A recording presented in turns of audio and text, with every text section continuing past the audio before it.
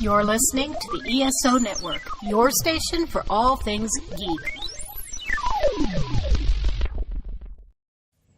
It's time for the DragonCon Report, your go-to show for both newbies and seasoned pros gearing up for the annual Downtown Atlanta Convention, with interviews, expert advice, and all the latest updates straight from the dragon's mouth and fans themselves.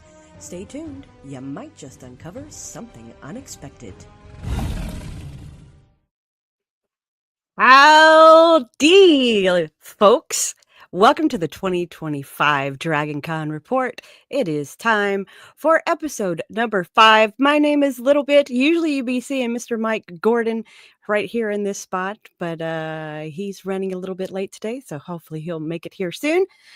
But I am going to introduce you to our other station crew that we have with us this evening. And let's say hello to Channing Sherman. Iron Man is back. Every show this season. Every show. That's right. I'm the Cal Ripken of the DragonCon Report. Yes, that's right, folks. I unfortunately have had to miss a few episodes being here. I'm on the mend. I had surgery. Hopefully it's not going to affect me at con this year.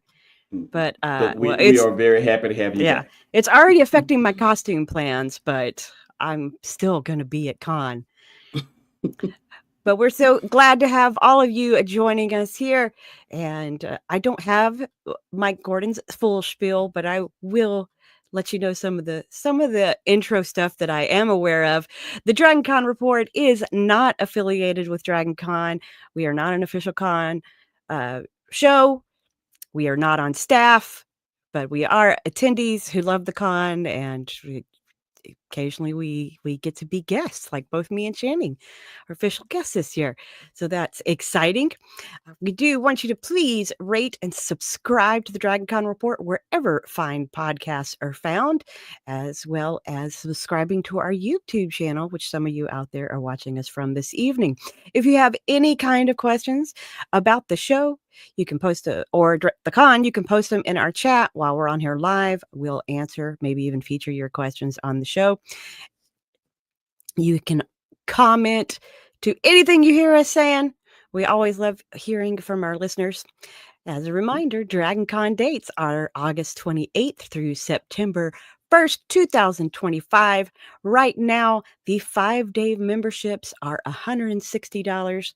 Eternal memberships, or of course, are $4,500. When I win the lottery, I'm gonna get one. It's the perfect gift for the nerd in your life. Yeah. The next rate increase for the 5-day memberships will be going up on June 13th. We're not sure what that price is going to be. If we're going by what we usually see, it's probably going to be $20 to $25. You think? Give or take, yeah. Yeah. Once you get that next part. Oh, okay. So guests and attending pro applications are still open. You have until May 31st to get those in. All the other applications are closed. Again, if there's somebody you want to see, shoot your shot, send them the link. I was at Blurred Fest over the weekend, saw some independent comic book creators with some cool work. I slipped them some info on DragonCon just to try to convince them to come. So, you know, you don't just need to look for the big Marvel stars. Sometimes your smaller professionals are as welcome as anybody else. Also, the call list for the Subspace Rhapsody Picture Show has been announced. Go to their Facebook or Instagram page to find out who you're going to be seeing and hearing when the show premieres. I just want to jump in and say, I don't think all applications are closed. I think the media applications are still open. They're open till August 15th. Okay. But as far as performers, those are closed. I believe so, yes. Yeah. Yeah, so we just have guest and attending pro and media. Those are open. Thank you. Yeah. And let's jump back into my notes. Don't forget that pretty much spots for volunteers are always open. There's always lots of opportunities to help out in all the various departments and tracks, and you can find that more information about that by going to dragoncon.org and looking under the Participate tab for important dates and more. So we want to say a big thank you to those of our Patreon subscribers. You not only get early access to the audio version of our episodes, that's where you get to hear us hopefully not butcher too bad the names of the recently announced guests. We always record that right after we're done here live. So I haven't even looked through the list, so I don't even know what kind of difficulty lies ahead. Yeah, I'm just gonna say last month was rough. Like if you really need a reason to drink, sign up for the Patreon and listen to just Mike and I reading last month's guest list. It was a battle, and I think words won in that battle. I don't know if you've heard, but they have announced the artist, the guest of honor. Science fiction, robots, space, high fantasy, mythology. I'm already going to apologize for possibly messing up this name. Donato Giancarlo? Normally you're good at correcting me. Yeah, my dog's barking, so I was muted. Oh no. This is going to be an off the rails show. I can see already. Yeah, I would think Giancarlo. Giancarlo, okay. Gian, Science fiction, robot, space, high fantasy, mythology, history. The DragonCon 2025 Artist of Honor truly knows no limits when it comes to visual artistry. So again, it's nice to see that they're kind of rolling out these guest announcements and people who are going to be honored for their creativity and things they do on screen, off screen, in print media, the whole nine. So welcome. And speaking of guest announcements, we're hitting that time of the year where we see more and more posts on the various platforms about people wondering where all the big names are. Don't you just want to remind you folks, this is like this every year. It's not new. You typically want to save the big guns until we get closer to con, because you never know when a schedule conflict is going to pop up, or somebody gets a new role and they need to drop out. So it's best to make sure that people really have their schedules open, because no con wants to, announce somebody big and then let people down when they have to cancel, because, that happens a lot of other events. And I see somebody in the green room. There he is. Hey. So who's this guest? Mike? Is that how you pronounce it? Hody. Howdy. Oh, I'm so sorry. That's all right. We went through your spiel. Yes. And wow. we are about to take our little break here and then get to the main topic and bring out our guest. But I wanted to make sure to get you on camera before we did that. I appreciate that. Sorry, folks. I haven't been feling well today, so yeah. Oh, no. They got the best of me. Oh, now it's your turn. Don't even. Okay. So we're going to take a quick break out there just for our audio listeners, video listeners. This is what you get to see us be funny and quiet on camera. And we'll be right back to bring out our guest and talk about night fights with the Palmetto Knights at DragonCon.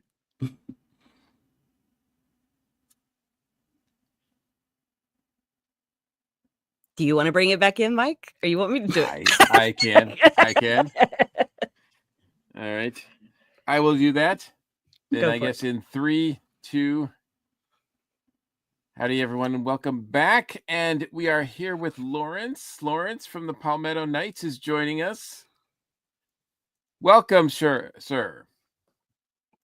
Hello, how are you guys? All right. We're very excited to have you guys with us. And tell us a little bit about, I guess, the Palmetto Knights, first and foremost, for those people who don't know who you are. So the Palmetto Knights is a nonprofit international sports team that competes around the world in a combat sport that was brought back into the modern era in the 90s. It didn't come to the USA until 2010. But we compete in full suits of armor with steel weapons that are blunted, and it's non-choreographed. It's an actual competition. Like, we actually are in process of being recognized by the Olympics and things like that. Wow. But it's a full contact. Everything goes. We have a couple different categories. We can get into that later. But they have different rule sets for how rough or the tumble they get. The Palmetto Knights, interesting enough, is mostly a South Carolina, a little bit of Georgia, a little bit of North Carolina area localized club.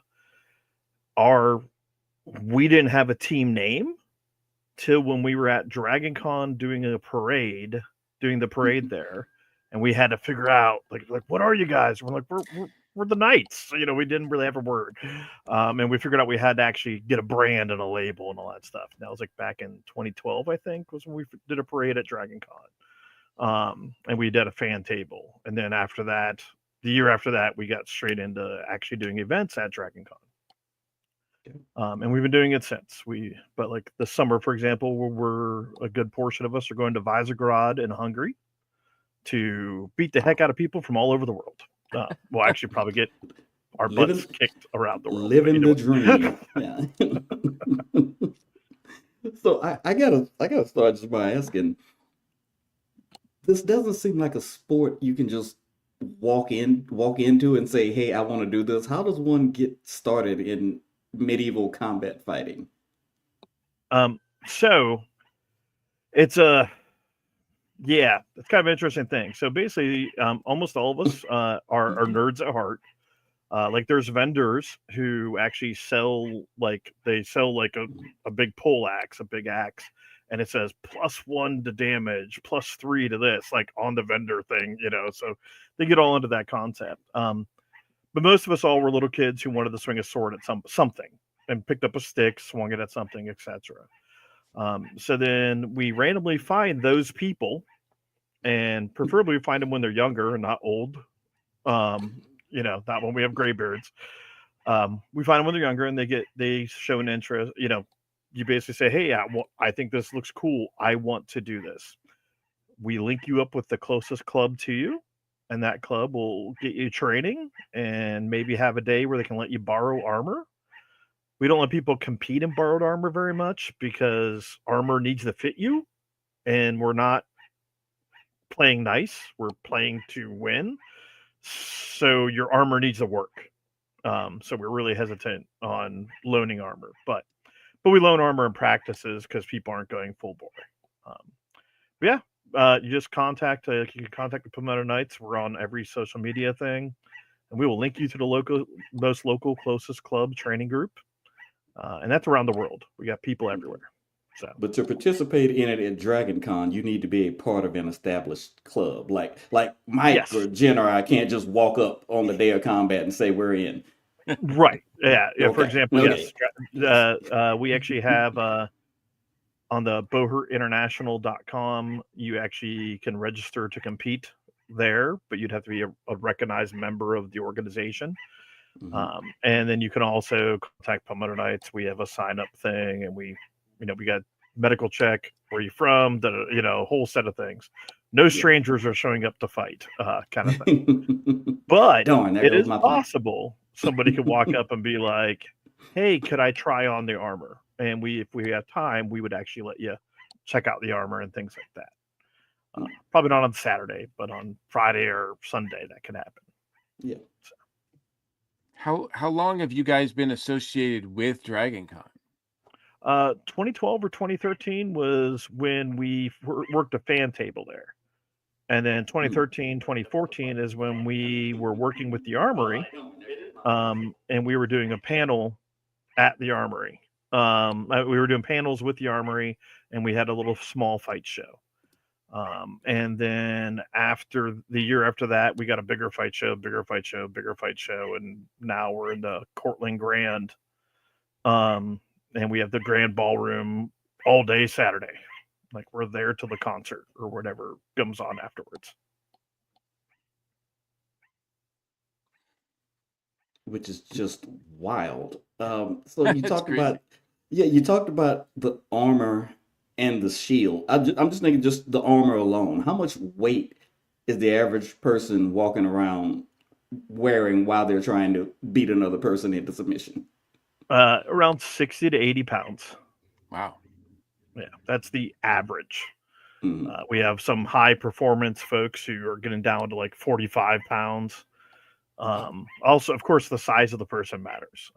Yeah. Christine, which her nickname and people sometimes chant it at the event at DragonCon is Rage Squirrel. She's 5'3", 120 pounds. Her suit of armor, it's easy for her to hit 45 pounds.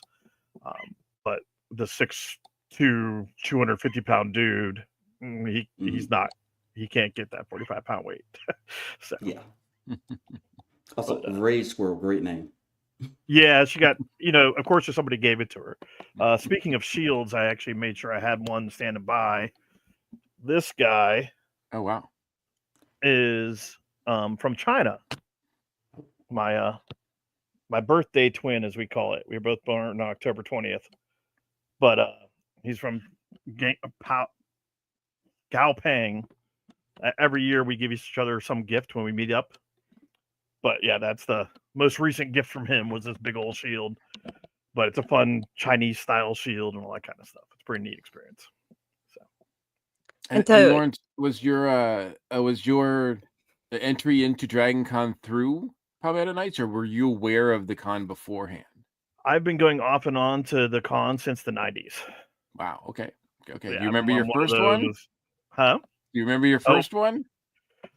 I think it was 97 or 98. That's about all I can easily tell you. It was I was in the military stationed in Virginia Beach. A couple of my buddies were like, "Hey, there's this crazy party thing you can go do in Atlanta. Let's go do it for a weekend." We went there. Gotcha. That was it. And the history was made, right?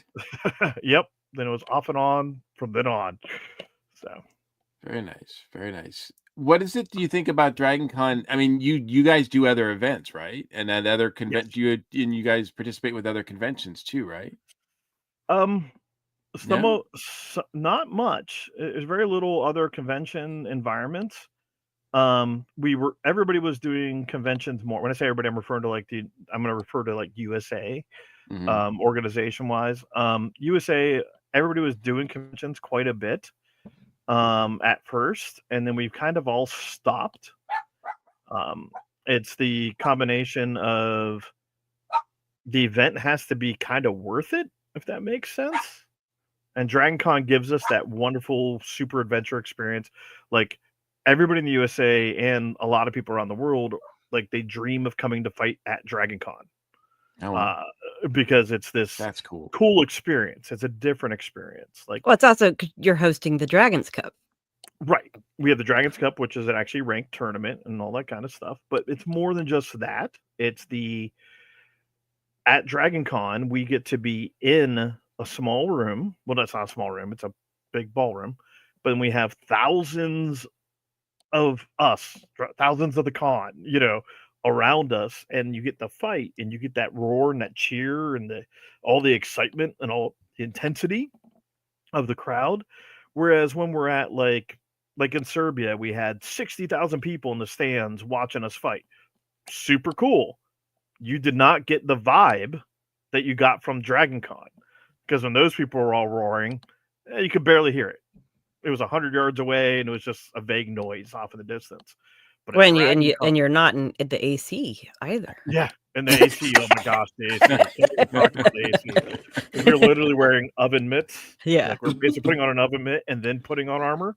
Yeah, the AC is wonderful. But the crowd environment, like literally the con goers, is what makes it so awesome to be at the con.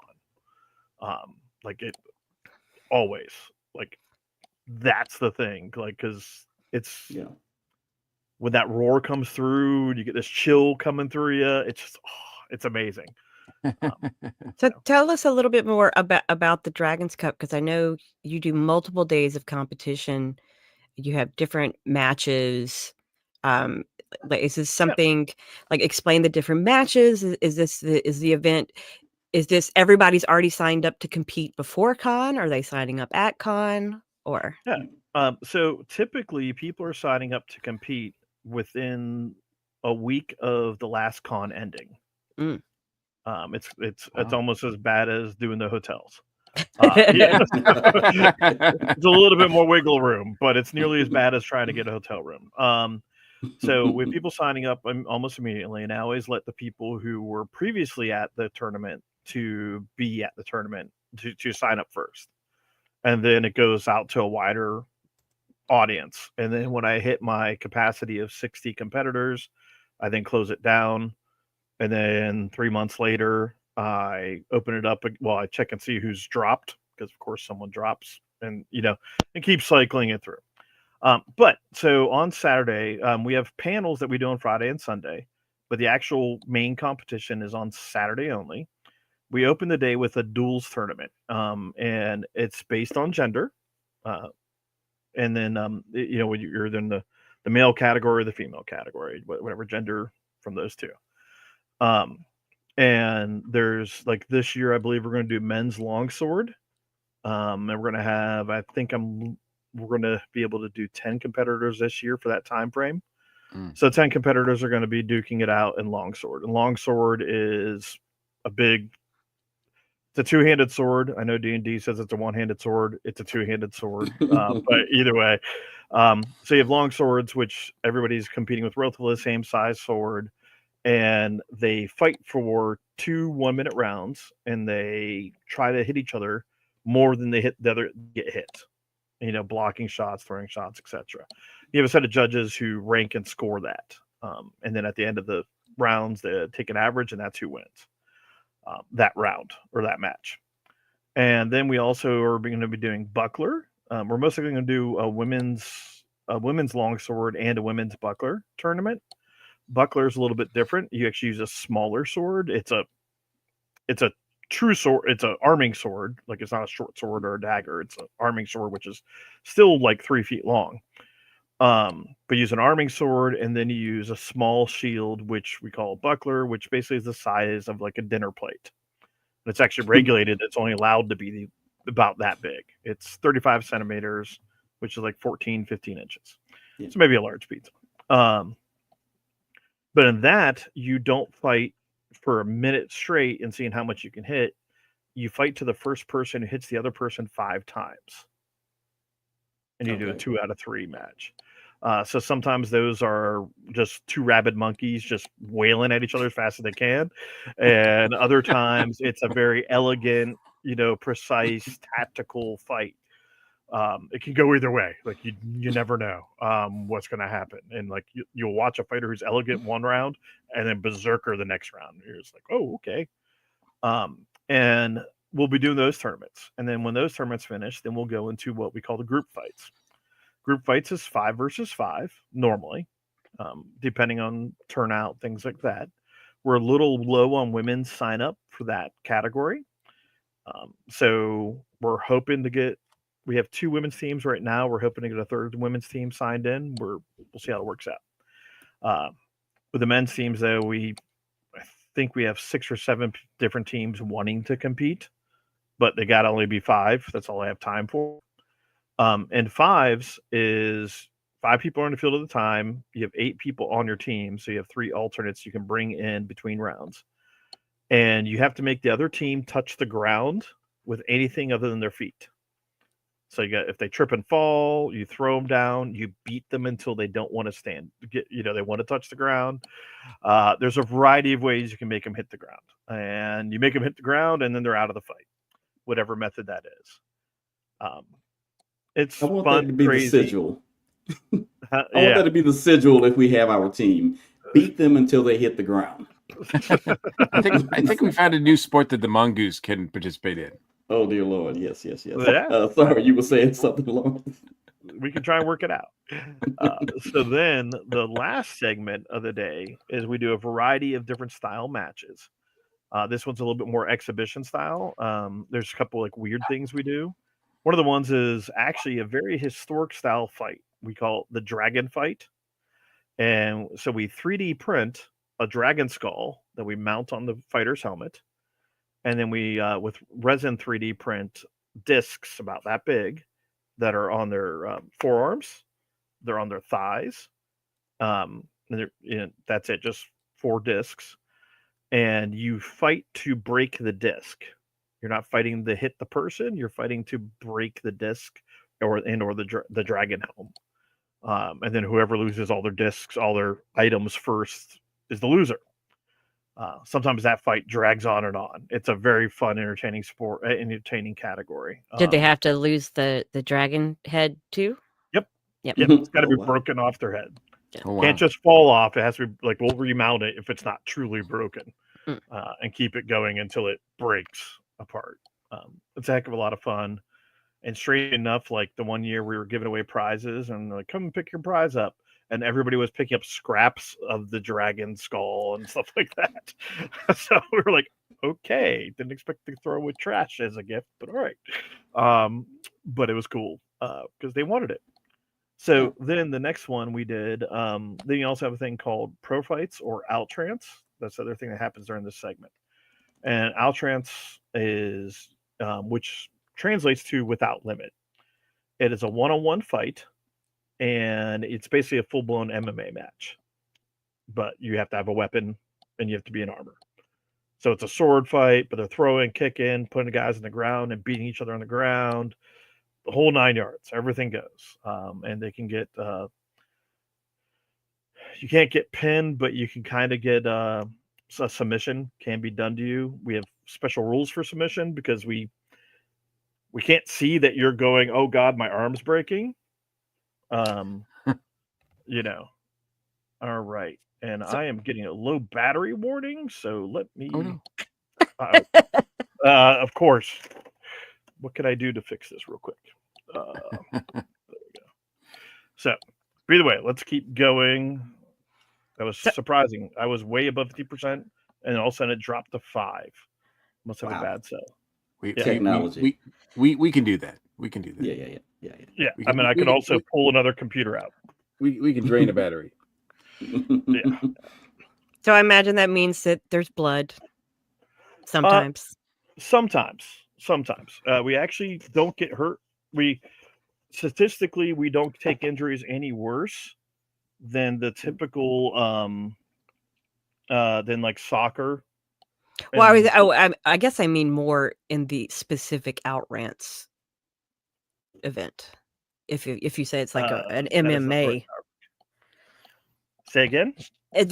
I guess I mean more specifically like in the Outrance, because you said that's more like a all-out MMA type melee.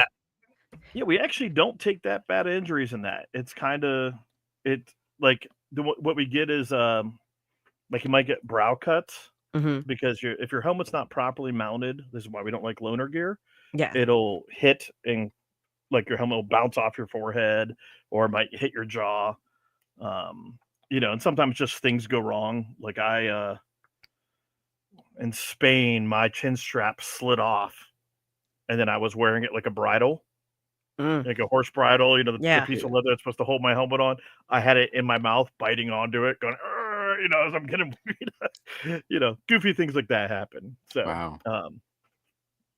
But more often than not, we don't take any severe injuries. Oh, and my lady brought the actual power cord.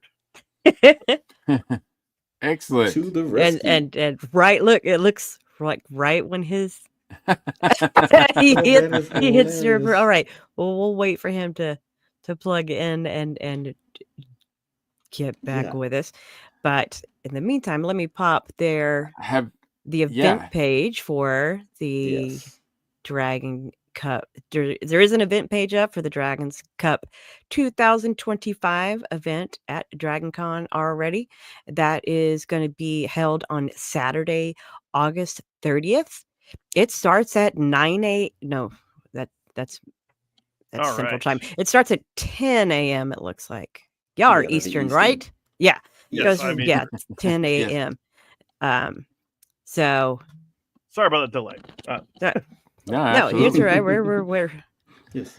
Oh, we just hear the voice of God. We don't see you're blacked out. Your video is not on right now. There you go. Is it back now? Back. There you go. Okay. Yeah, you're back. Cool. Yeah. All right. So Saturday, August 30th at 10 a.m. at the Cortland Grand Hotel is where you can catch the Dragons Cup 2025, folks. That was stalling for you. Yes, Thank and you. did a good I job. appreciate it. That was You were awkward. filling air. You were filling the air. But on injury sense, though, as I said, we don't take a whole lot of them. Typically, it's usually equipment is poorly made or not prepped properly. But there are weird accidents that happen. I don't know if the lighting's going to be good for this guy. Probably is not showing up well. Yep. Here, let me. For those of you listening to the audio version, he is highlighting his arm. You Still- might see a scar down my forearm. Okay. Oh, I see it now. Okay, Yes. Yes. Yeah. Yes. All right.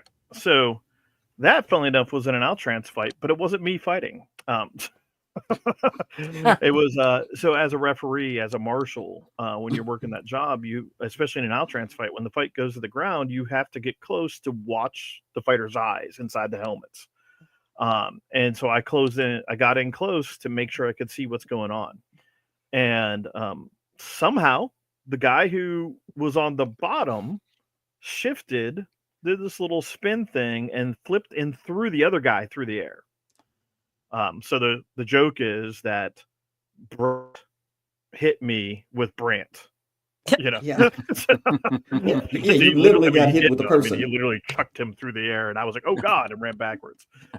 So I got hit by him flipping through the air and smacking my arm and like shattered bones and all sorts of fun stuff. But that's the worst injury I took, and it wasn't while I was fighting. It was while I was being a referee. So, moving on to the weapons y'all use in the duels and all that. So how does that work with weapon security at con? Like, is everyone having to get their swords piece bound or get the little tag put on the sword so that they know, it's been checked out? Because I know so we don't actually carry our weapons around the con. Right. Okay. So they don't get checked because we're not taking them anywhere. Right. And I'm actually afraid of what I'm saying now because I might get in trouble. But either way, let's find out. I mean, so I'm aware of the piece binding and stuff like that, and we tell the guys if you're going to walk around your armor and you want to carry your sword, you need to go by security. We tell them what they're supposed to do. But no, we don't do any of that. Just like most of the other big panels, things like that, we load in before the con even starts. Right. And we have an area that we set everything in. And it all gets put in place and all that kind of stuff. And it's there till we do our shows. And then it goes right back to that spot. So it keeps it out of, so we don't get anything piece bound or anything like that because it's all in a secure place. Yeah. It's not walking around in the general public area. Yes. Yeah. We don't have them. I mean, not that they're honestly, a lot of the cosplay weapons are sharper than anything we were walking around with. All our stuff's dulled on purpose, because that would make it way less pleasant when the armor doesn't work. Yeah. So you mentioned swords, you mentioned shields. What else? I think I saw some video. Somebody had, what was it, like the flail? I feel like there's some. It's more than just swords in these things sometimes, isn't it? So the different categories like draw what's the more effective weapons, and there we have, some of our rules kind of force certain weapons to come into play. Like for example, except for Outtrance, you're not allowed to grab the blade of your sword. All right. So in most of the group fighting, like the 5 versus 5 and stuff like that, you'll carry a small axe, like just 2 foot long axe, or you might carry a 4 foot long axe or a 7 foot long axe. But when you carry a small, an axe the same size as a sword, because you can grab it and then you can use it for leverage and grapple and stuff like that, or double hand swing it. There's a bunch of different options, and I guess I'm getting stuff like small axe. Oh, nice, nice. So you have a great assistant. From Ukraine. This Age of Craft built this one. And so like as I was saying, I can do this, and when I do this, I can put that around your head, etc. I can lock it around your arm, places like that, and I can manipulate you to the ground easier. Plus the firepower of just swinging that into somebody. But if we want a lot more firepower, you'll have a big axe like this. So. Right. Whoa. So it almost looks like it might be taller than you. This one, no, Okay. not taller than me, but Almost. it's a big axe. Okay, it's probably taller than me then. I will say for anybody who's listening, Lawrence just had 2 axes handed to him almost as if Thor was summoning Mjolnir, his hammer. And one of the axes looks like someone took an oar from a boat and put an axe head on it. That was about how long it was. So They look like large medieval can openers. yes, exactly. Exactly. And the can is a person. Built for. So you have the different Lawrence- axes like that, which are highly popular in the melees. Now the problem is, in a hafted weapon, your opponent can grab 2. So I swing that axe at you, and let's say you take the hit, and you're like, okay, cool. And now you grab that axe. And now we're wrestling over this axe, but if I swung a sword at you, you can't grab the sword due to the rules. What about maces? Yes, we use maces. The big problem with maces, I love this phrasing that one of the Eastern Europeans said, is maces are, everything has a weight limit. Mm-hmm. Like, according to how big it is, it has to have the head of the weapon has to be so big according to how long it is, and then everything has a weight limit according to its different sizes. There's these windows they have to fit in. Maces are in these they're lighter. It's the lightest weapon we use. Mm-hmm. But a mace is a blunt instrument. Right. Like a normal mace is a blunt smash you thing. So I loved how Eastern Europeans, they were like, yeah, we can't humanize a mace. Like, you can humanize a sword, you can humanize an axe, but you can't humanize a mace. So they dropped the weight of the maces to make them like, here's a mace. Oh, wow.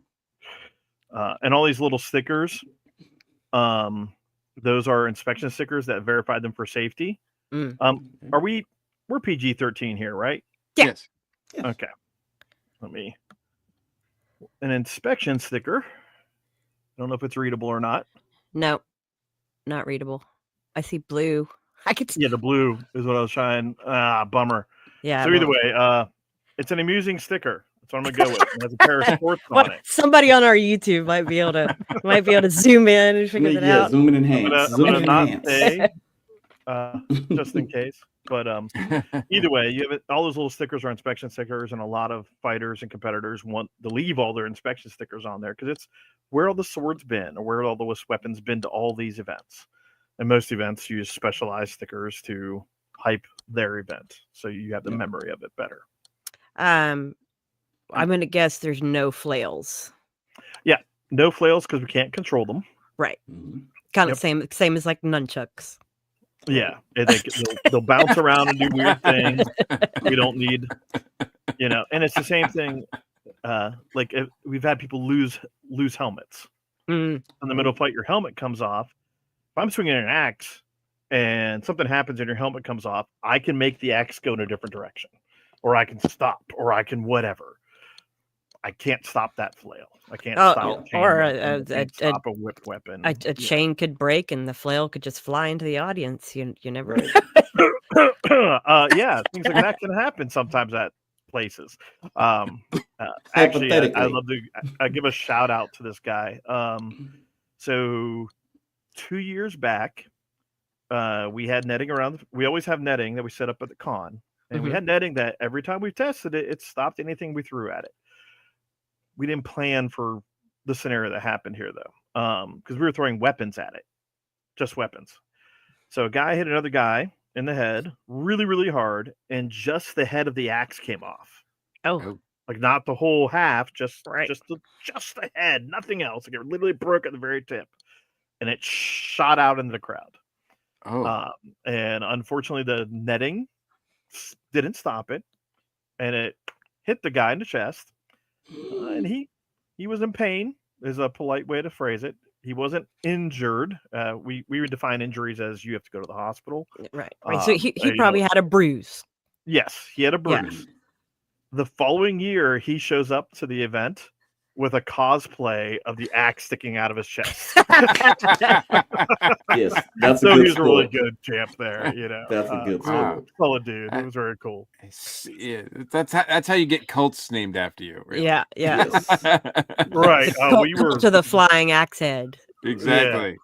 we were Exactly. definitely worried. That's But yeah. that's So so. you said you not only compete and do exhibitions at Dragon Con, you do it at other events as well, and you have not only people from the U.S. participating, also people from all around the country, world. What are some of the traditions you have when you meet up with these different groups that you do all these events with? Yeah. So there's a variety of fun things that happen at different events. Like some events have exact moments. Like the World Championships, one of the big ones we love to do, like I love to do, I'll be very clear, but a lot of people pile in for it, is we tell everybody to bring their junk food or their fun drinks or their interesting drink or whatever it may be. And it's always a very creative experience. Usually Americans have the scariest junk food, but sometimes, some other countries have something, they have interesting food or good food. We have junk food. Right. Like the one year we brought Peeps and everyone was like, what the hell is a Peep? Like they were just dumbfounded. They loved them, but they were all like, what is this thing? Still trying to figure it out. Yeah, us too. But the other fun one was somebody asked for Pop-Tarts in advance. And so then I went into a Walmart and then live streamed and was like, which one? And they thought there was like strawberry. Yeah. And that was it. Like they had no concept that there was thousands of Pop-Tarts. So you have funny things like that. Then you also have really interesting drinks. Like I was introduced to a drink called Rakia. I don't know if you guys ever heard of Rakia. That's a new one. It's a plum brandy. I'm on But board. it's different is the best word for it. Well, it's volatile is really what it is. It's like brutal. Like there's Manischewitz or Manisch. Yeah. This is rougher than that on going down. So I'm not exactly sure why people like it, but I liked it nonetheless. It could be one of those, if you grow up with it, like look at a lot of the people who go through Chicago and are like, they think nothing of drinking Malort, but the part of the fun is getting people who have never had it to drink it and watching the look on their face. Exactly. That is very accurate. But you had these fun things like Rakia. And now Rakia has a fun tie-in for me when it comes to DragonCon. There was a particular panel that was an unofficial panel where you had to bring a cocktail. Mm-hmm. And we were like, oh, we got to figure out some cocktails to make, so we wanted to not bring a cocktail that was known. We wanted to make our own. So at the house, we're sitting here pulling out all these different liquors, and I'm like, oh, my bottles of Rakia that I took, and I was experimenting with that. And we tried whiskey sour with this volatile plum brandy. Okay. And I say volatile because like almost no one can drink it. Like me and one other guy that I've met can drink it straight. Other than the Serbians, they could drink it. No problem. But we mixed the whiskey sour with it, and it turned into this like elderflower flavor drink, which is like some crazy chemical reaction happened because it was alchemy. Yeah, it completely changed its flavor. It was very like, what the heck just happened? It was very neat. Okay, so with that cocktail, what did the people at that unofficial panel think? Oh, they all loved it. They were amazed by it. And when we explained it's a plum brandy, they were like, "What? No, it's not." Like no one believed it was a plum brandy, as a base. And then when we said, "Yeah, we put whiskey sour in it," and they're like, "No, like because it doesn't taste like whiskey sour and it doesn't taste like a plum brandy after you put those two together." It was completely new experience. Yeah, whatever was in the sour canceled out the brutalness of the plum brandy. Yeah, it smoothed it out, and it was really neat. But hopefully I'll have more for this year. Because when I go to Visegrad this summer, I'm told I have 6 bottles set aside for me already. Very nice. So that'll be interesting. And as far as DragonCon goes, do you because I would imagine for the whole weekend you're pretty busy inside of the competition and everything that you've got set up there. Do you get a chance to do anything else? Or is there anything else about Dragon Con that you just can't miss besides, the things that you're doing yourself for the Palmetto Knights? Yeah, I always, let's see here. I'm trying to remember the exact setup. So Thursday, we usually try to hit there's usually an 80s theme party Mhm. nowadays. It's Yeah. lately it's been popping up.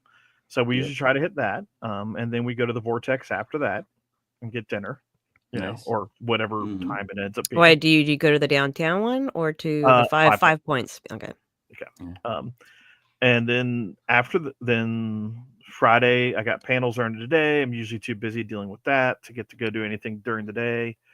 Mhm. And Friday night, I try to get near Trader Vic's or in Trader Vic's. You know what the because- key? You know what the key to that is? It's going Thursday during Drunken Dragons party. No, you don't understand. It has You to get be to Friday go, night. but you get to, that is at night. No, Friday night. Friday. Yeah, yeah. Friday night's Okay. key. Well, still the trick is going through the patio. Oh yeah. Yeah. Yeah. Don't- You don't- yeah. Don't take the elevator. Right. So we get there, because if you're outside in the lobby area down there, you can still go in and order drinks and then drink Yeah. there. What I do is I tell all the fighters they have to come to it. Mm. Like they have to come down there. So like 10 o'clock at night, there's going to be a bunch of the people who are going to be competing the next day there. And I blow about $300 getting them all drunk. So that everybody is nice and hungover when it's time to Yes. start sweating in their armor. And swinging an got it. axe. And swinging an axe. Wait, are you competing against these people? No, Right. no, Okay. I'm just supervising the event. Okay. I'm just making it rough for them. So it's usually only the new guys who get tricked, and the other guys come down that just be around. Be like, oh man, Larry's buying his drinks. He's buying his drinks. He's buying his drinks. So they're all thrilled. They just keep on coming with more pitchers of alcohol. And yeah. Well, Then now we you have gotta to be up hope at that none of 8 your a.m. and you gotta get hope none of ready. your new guys watch this episode. Right. Oh, they hear about it, but they think they're going to be okay. And Oh then they- yeah, I think that's how everybody is when it comes to tiki drinks. They're like, "Oh, I drink. I can handle Right. this." Yeah. And it's like, no, there's a reason a lot of them say maximum of 2 Right. on the Exactly. menu. Exactly.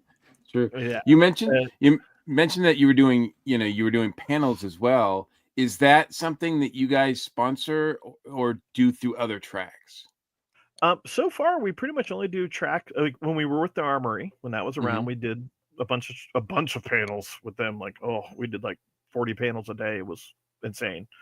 And then obviously not 40. It's impossible, but it was crazy. But now we only do 2 panels on Friday. We do 2 panels on Sunday. There are panels. We gladly will support other venues who want to do panels, who want us. Because we're armorers, we have guys who build armor. I build armor. We do all sorts of interesting things: martial arts, storybooking, all kind of fun stuff. What track are you doing your panels under? We are special events. Oh, special events. Okay. Yeah, we're special events all the way around That's what I was nowadays. getting at. Yeah. Yeah. Sorry, but yeah, we're special events. But I would love to be a part of. Like, we would love to support anybody who wants us. As Thinks they panelists? might Well, use so the mic. especially for making armor. I mean, that'd be great for the costuming track.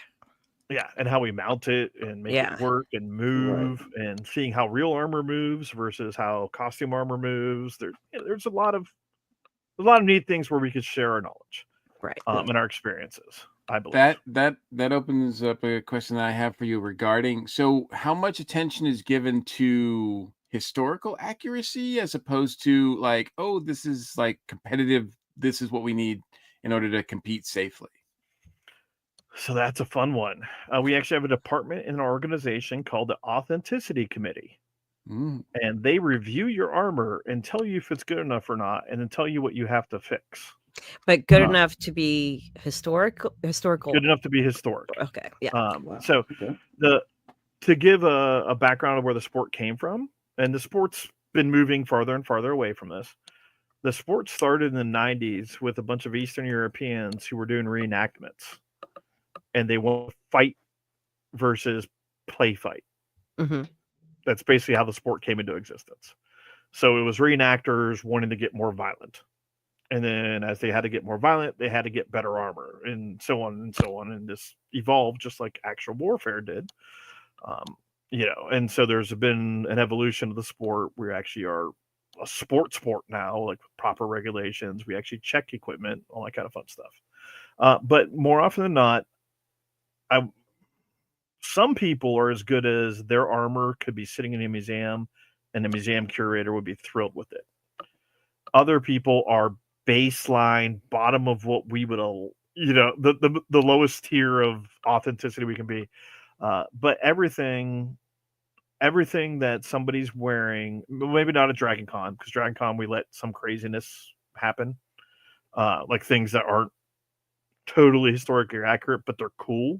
Yeah, I was gonna say, like, is somebody showing up like from the future armor? We had one of the guys. He hasn't come lately. He had a suit of armor done up to look like Shepard.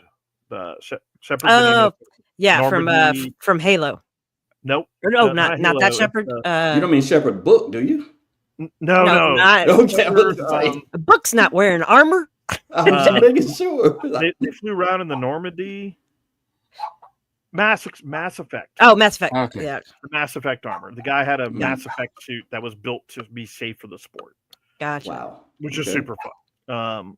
But it has to be safe for the sport. But we'll let you, like, the one of the girls' teams, the Dallas Mythics. The Dallas Mythics, they put Sisters of Battle cosplay armor on top of their armor and fought. And Sisters of Battle being a 40K thing, which is your eyes all acted like you didn't recognize. So. No, it's Warhammer, right? Yeah, Warhammer. Yeah.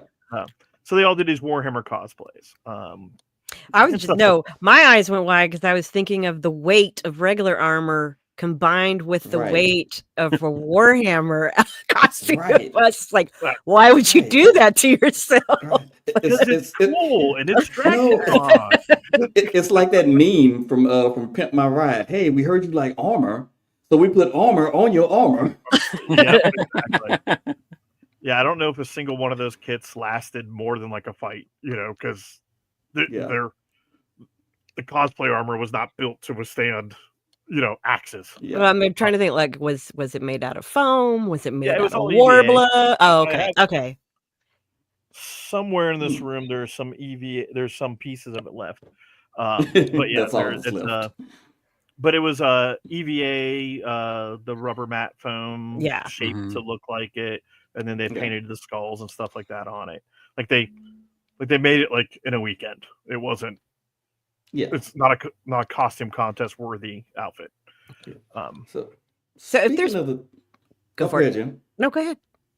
No, I was going to say, speaking of the teams, can you tell us some more about some of the teams that are? Because I know the Knights of Wakanda, because some of them are in one of my other group. But what are some of the other teams that usually participate? One thing I want to hype though is Knights of Wakanda. They were formed and founded at Dragon Con. Okay. Just to be clear, like that was actually the only place they ever competed at until last year. Last year they competed at my other event, Carolina Carnage, which is the biggest event that happens in the world. Nice. Well, except for when World Championships happen, then it's the biggest non-World Championship event. So yes, we have the Awesome Possums, which is Palmetto Knights fighting team. And you'll notice them they usually have possums with them. They usually put squeakers in their armor. So when you hit them, they squeak, the dog squeakers. They wear tabards that are tire tracks going across. Like roadkill. Like roadkill. Yeah. Some possums, and then you have Atlanta Valor. Atlanta Valor, every year, they usually have a different outfit they choose to wear at Dragon Con. A couple of years ago, they did Cat Girls. They all came out in French-made cat girl outfits on their armor. So Atlanta Valor, which is the home team, but they don't have the organizational structure. But and then Knights of Wakanda, obviously Knights of Wakanda theme. They have cool tabards to fit the theme and everything, and they always have at least one white wolf in their lineup. So gotta keep it interesting. Yeah. So those are the three that you always see.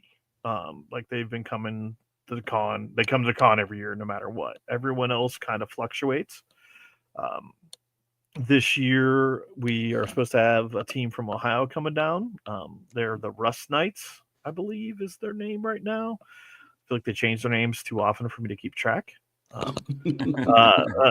For the women, we have the River Sirens coming down out of Cincinnati. And then we have a more masked, because like most combat sports, there's not as many women as there's men.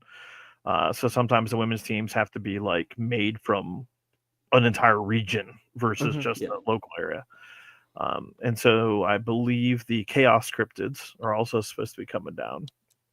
Those are the two women's teams we're expecting right now.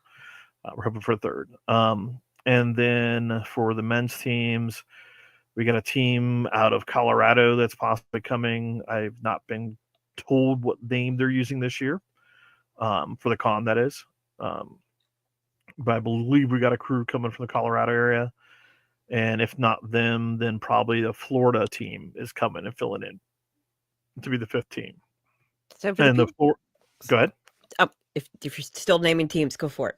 I was going to say the Florida team is like they have like 4 or 5 different clubs across Florida. And the clubs, when they come together to fight at a bigger event, they refer to their team as the Florida Men. The most dangerous team of all. Right. Figured you guys would enjoy that one. So for either the people who are watching this episode or the people who come watch the fights, if they want to start being able to participate, like how do people go about that? Do they try? Is there a specific organization they should look up? Do they try to find something in their own local area? What would you suggest to people who are interested? So we have medievalcombat-usa.com is the national organization for USA. And so from there, you can reach out, you can contact there, and they should be able to aim you at the local club. Or you can go to Palmetto Knights. As I said, we're on everything, palmettoknights.com and every social media aspect. Shoot us a message. We will link it to whatever you want. We can, send you to wherever you're going and all that kind of fun stuff. We can definitely keep you connected. So that's awesome. Is this something that for the people who are maybe interested, what type of commitment are people looking at? Depends on the club. Should they? Should they be in good shape? Well, I mean, I competed at World Championships multiple times, and I'm not in good shape. I was in better shape then, but I was not in good shape back when I was actively competing. It's harder to make the World Championship team now because there's a lot more of us competing. But you don't need to be in good shape. Actually, a panel we've done in the past at DragonCon was Couch to Conan, and we actually taught not the how to deadlift. We taught the how to get to the point where you might be able to deadlift. Kind of. Well, because I imagine it's using everything. Well, having armor or swinging around a sword, that's not exactly going to translate to particular weight machines at the gym. It's could be using some different muscle groups. Yeah, different kind of workout. Different range of motion. Yes. Yeah. So you have typically any sports training program is going to be good. And then you just do the additional training at your events, etc., to make it, at your specific practices to get better. But people, like we tell everyone, go take judo lessons or sambo lessons, or like you're going to train some martial art, and you should come to the fighting practices, and you should be working out regularly, and you should be running 5Ks, and those are. You don't have to do that to begin with. Right. We'll get you there. At that same time, though, there are some clubs who have no intention of competing at the top end. So they're just happy that you showed up and you want to swing a stick at somebody. So there's a whole dynamic. It's like Palmetto Knights. We're mid to bottom. in the competition world. Mm-hmm. We're mid to bottom, so we might be like, hey, I know you haven't worked out in 3 months, but we'll still take you on the team this weekend if you want to come.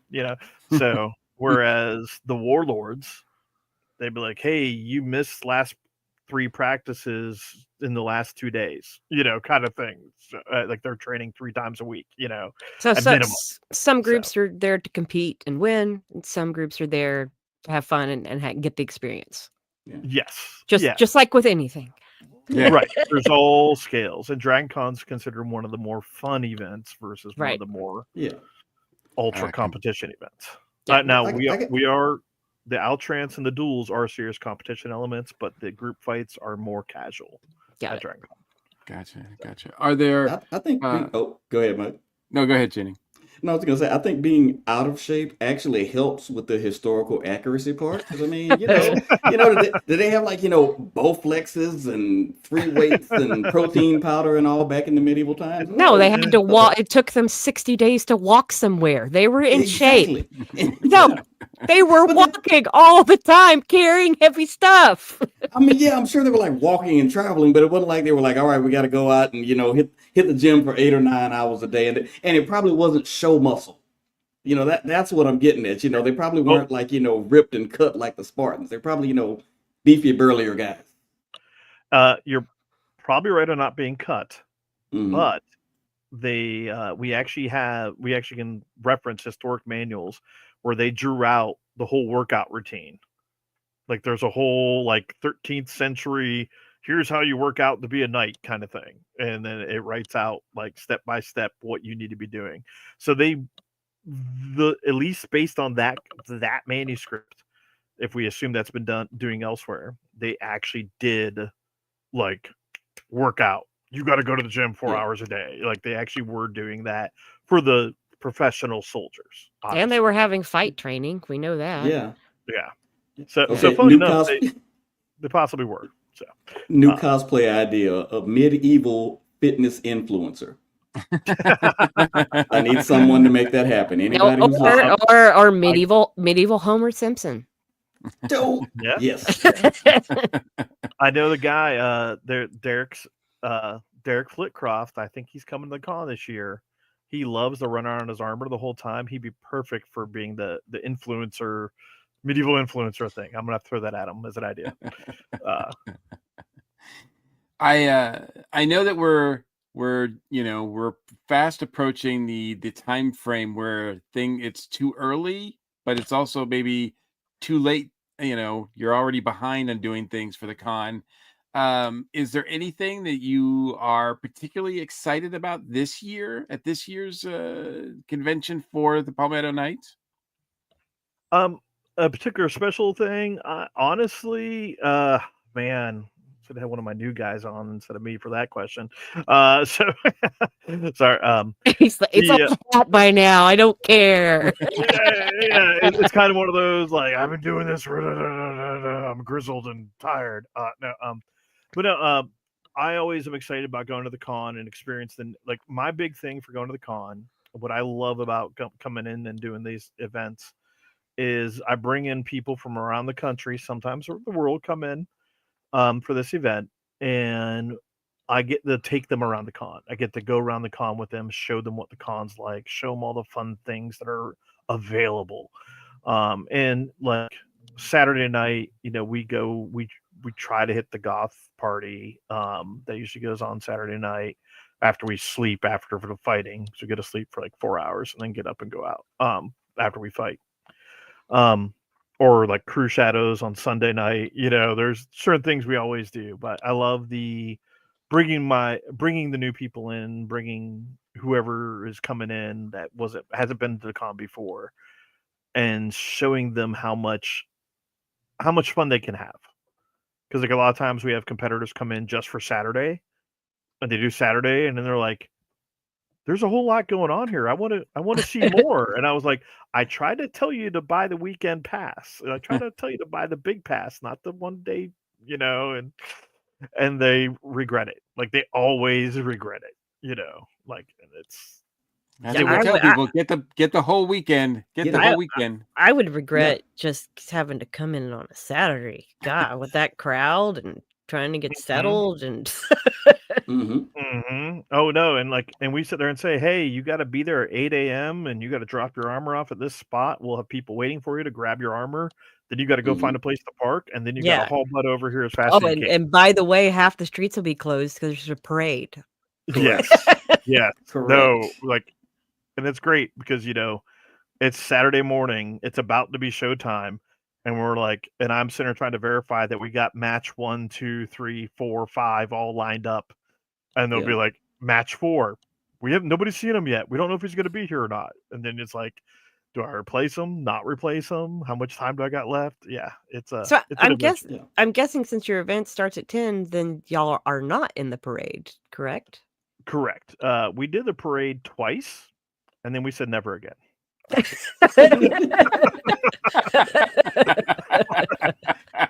Again, it goes back to that walking and getting in shape part. I was going to say, yeah. Or walking and having the sun bearing down on you and metal armor. The And never wonderful mind, Atlanta heat and humidity. Yeah, Yes, and you're yes, sitting in that yes. parking garage out in the sun, waiting for the parade to start for 3 hours, Ooh, beforehand. It's just Yeah. too much. That's pretty Too rough. much. Yeah, I can't imagine there's a lot of room for the little Yeah. inner fans that Yeah, we can put in No. Star wouldn't- Wars uniforms and stuff. Yeah. We could, but if you forget it's in there, and then you take a big hit, then it shatters, and now you have this lithium fire thing going on, and stuff that you're strapped into. So, Yeah. Can you have some squires march with the knights, but the squire's whole job is to fan them. They spray little misters in their visors. Wait, how are they gonna do that's the basically what we fan did. when they're busy doing coconuts? Right? Yeah. Oh, the sound effects.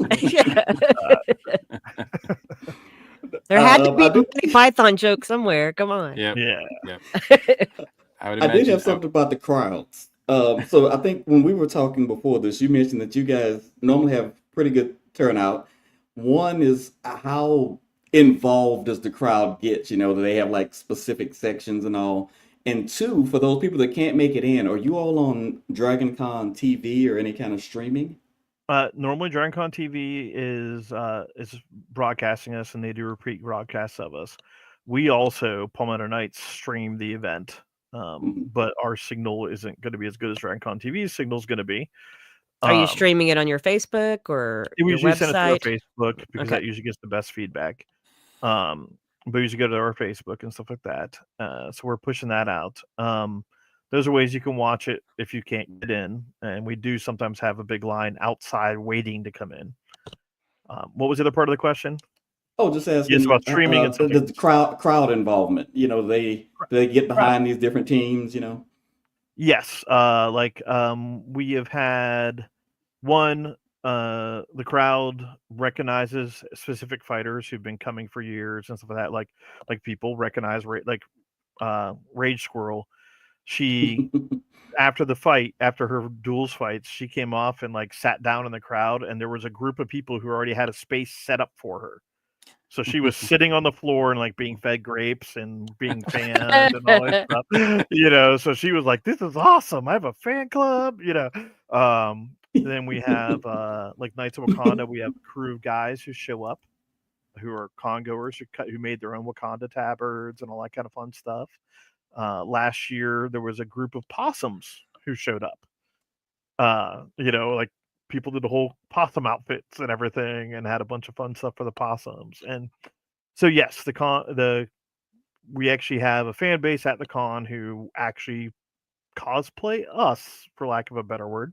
And then there's also a level of the con has their favorites. I recognize people year after year come in and all that kind of fun stuff. And as I said, they'll chant various names of various fighters and all that during the fight. It's really a neat experience for everyone.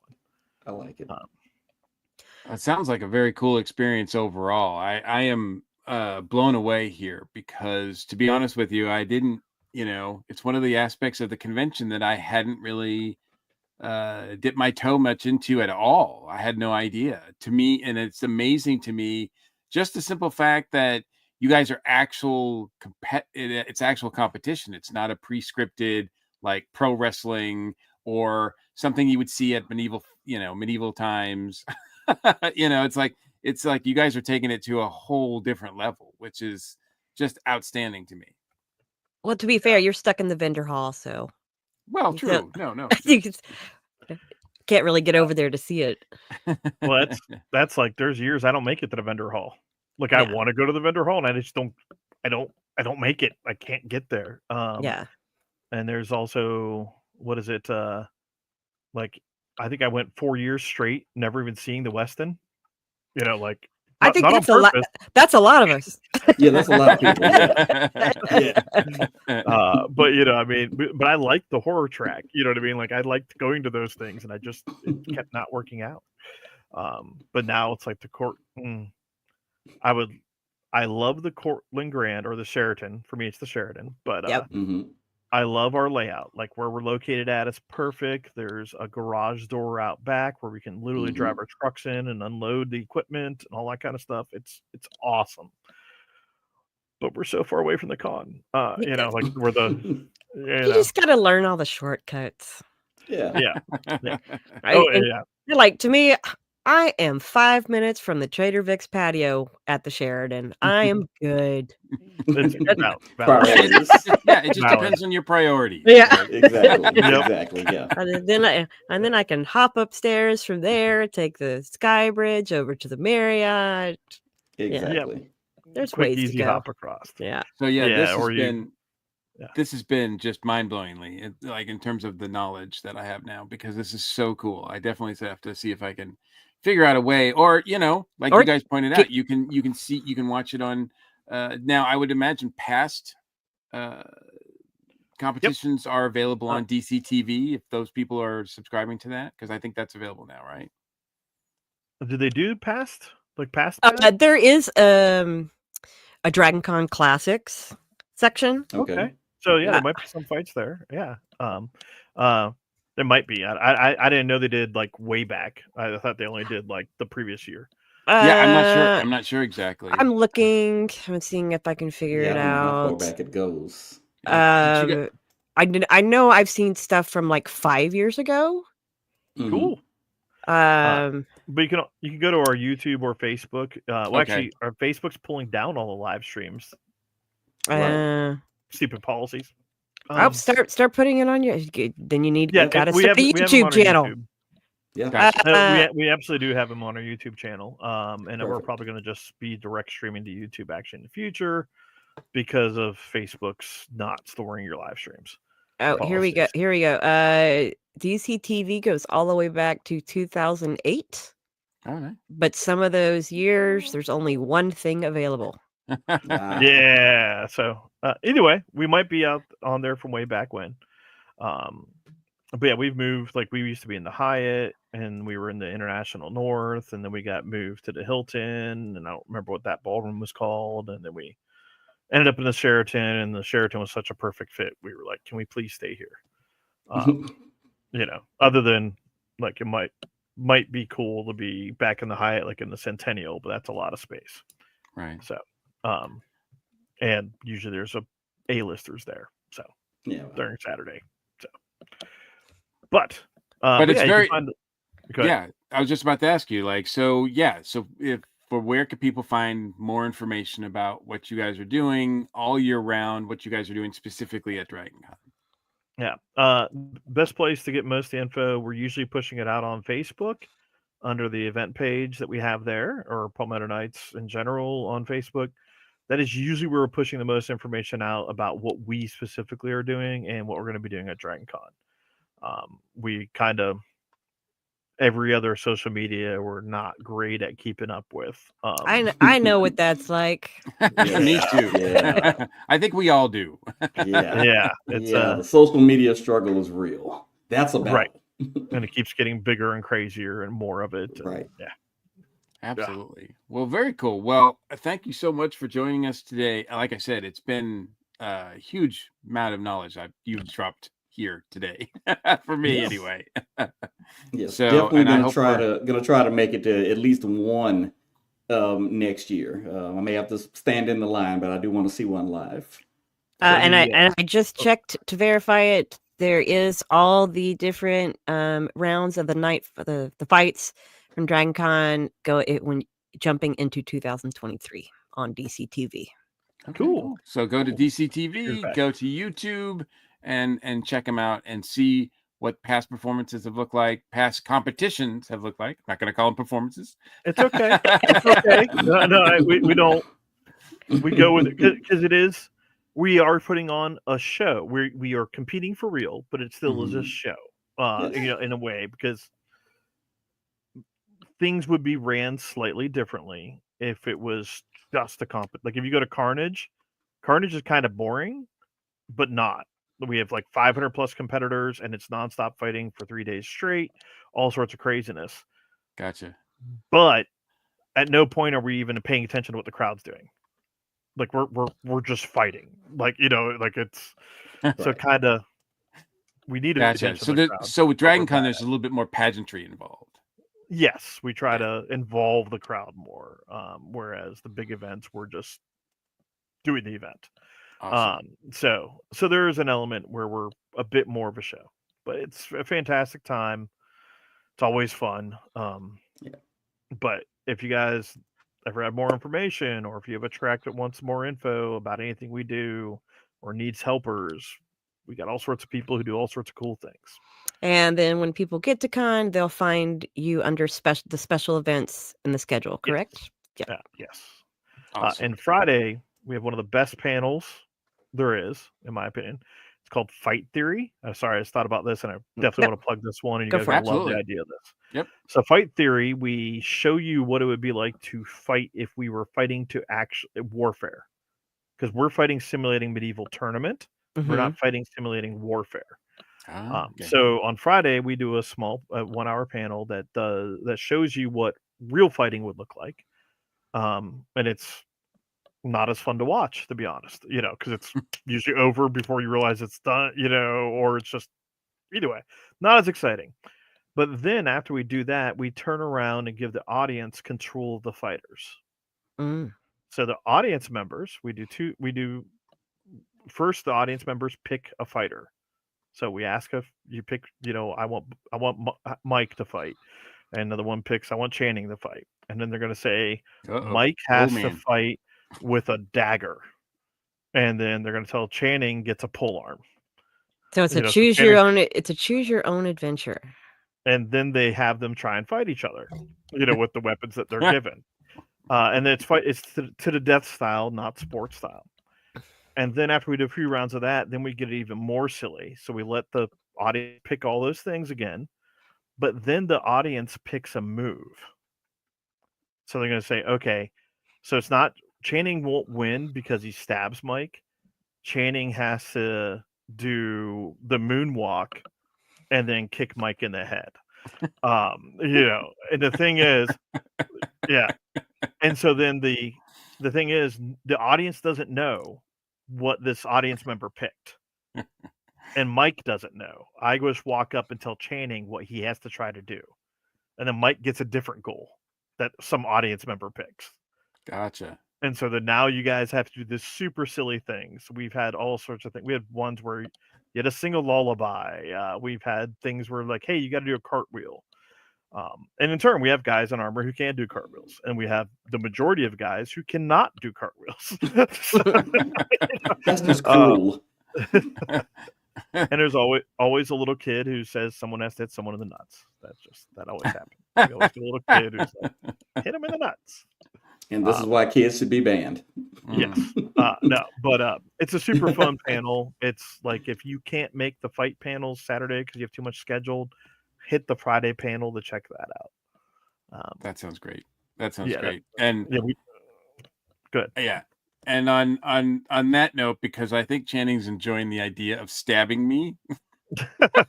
No, I'm just imagining I can't kick anyone in the head. I cannot. I'd have to stand on a ladder to be able to kick anyone in the head. No, you flip over to where you're doing a handstand and use your legs that way. You do a cartwheel. So on that note, Laurence, thanks again for joining us. It's been really enlightening, really, really cool. I hope we get to see you in person at Dragon Con this year. But I hope to run into you guys. Like, if you spot me, let me know, and I will react, and I'll hopefully have some interesting Palinka carried around with me the whole time. Ooh, yes. For no other reason. That would be awesome. Well, we know you. Yeah, we know where you'll be on Friday night. Hey, and I'm usually there Friday night too, so maybe I'll run into you. Gotcha. Yeah. Awesome. So thank you so much for joining us on this episode, and we're going to draw a close to this episode of the 2025 Dragon Con Report. Thanks again, Laurence and the Palmetto Knights. Good luck this year. Big shout out to our station crew who had to have things go run. Who were running things without me for a little while, and I appreciate that. Channing, thank you so much for joining us and being here. Oh, thanks. I think Jen was happy to have some control because, again, I think she watched part of the show where it was just the two of us and was probably very worried. She's probably we probably would be better off if we had armor against her. I still think I'd still put money on Jen. Yeah, exactly. She's scrappy. Good to have the team back.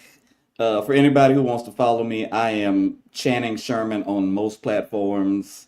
X, Instagram, Blue Sky, although I'm trying to pivot away from one of those, you guess which one.